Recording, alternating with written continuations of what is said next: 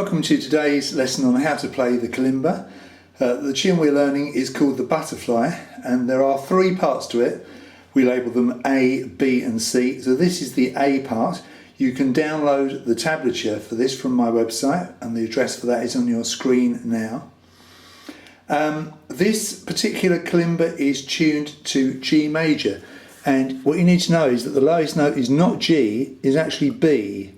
So if I run through the notes so you know what notes are which on this. So we have B, C, D, E, F sharp, G, A, B, C, D, E, F sharp, G, A, B, C, and the top note is D. That's a little bit flat at the moment. I need to touch the tuning up on that. It won't matter for this particular tune because I'm not actually playing that note.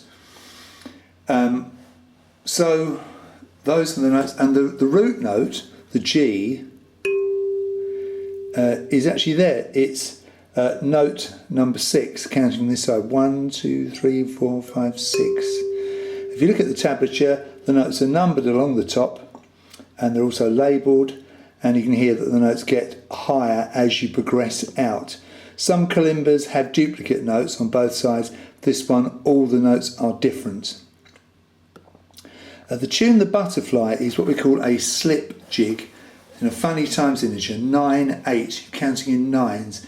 So you're counting 1, 2, 3, 4, 5, 6, 7, 8, 9. 1, 2, 3, 4, 5, 6, 7, 8, 9. It's got a kind of a bouncy feel to it, as the name jig would suggest.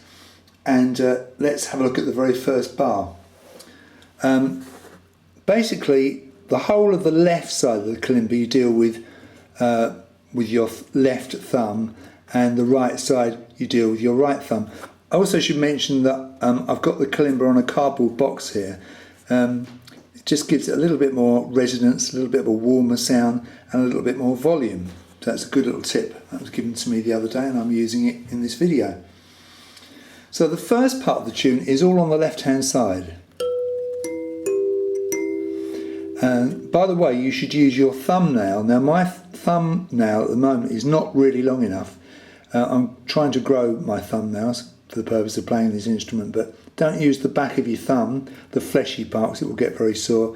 Use the thumbnail. So the notes are B, E, G, E. So B is note number 5, E is number 7, G is number 6, and then you go back to E, note number 7.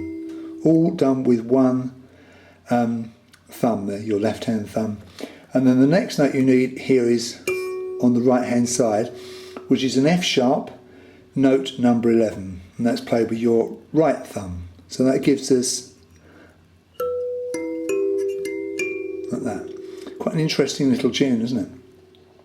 That's bar number 1. Notice that the B, the first beat, fills up 2 cells. So it takes up beats 1 and 2. The E has only 1 cell, so that comes in on beat 3. The G takes up 2 cells, beats 4 and 5. The E again, only 1 cell, and the final F sharp takes up 3 cells because it takes up the last 3 beats of the bar. So if you're going to count that, you'd have 1, 2, 3, 4, 5, 6, 7, 8, 9. The second bar is similar. It starts with the B, E, G, E. The last 3 notes of the bar are F sharp, E and D. So F sharp on the right, E on the left, and D, which is note number 10 on the right hand side. So you have the last 3 notes. So let's just play that second bar, like that. Okay, and then the next bar is the same as the first bar.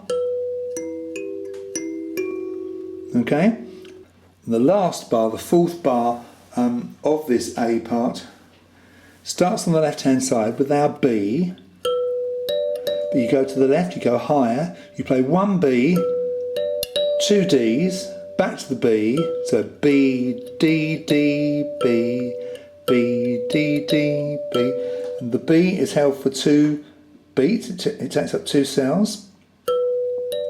And then you have a D in 1 cell and a D in 2 cells. So you've got 1, 2, 3, 4, 5. And on beat 6 you come back to the B. So you've got 1, 2, 3, 4, 5, 6. And just as you had at the end of bar 2, notes on the last 3 beats of the bar, you've got the same thing here, but this time all on the right hand side, running down, next door neighbour notes, and they are A, F sharp and D. So notes 12, 11 and 10. So with the tablature there, you're reading downwards, 1 note at a time. The counting's on the left hand side. So that is the A part. We'll deal with the B part and C part in subsequent lessons. But I'm going to just play it through for you really slowly so you can get a sense of how it should sound, and then you can always build the speed up as you go.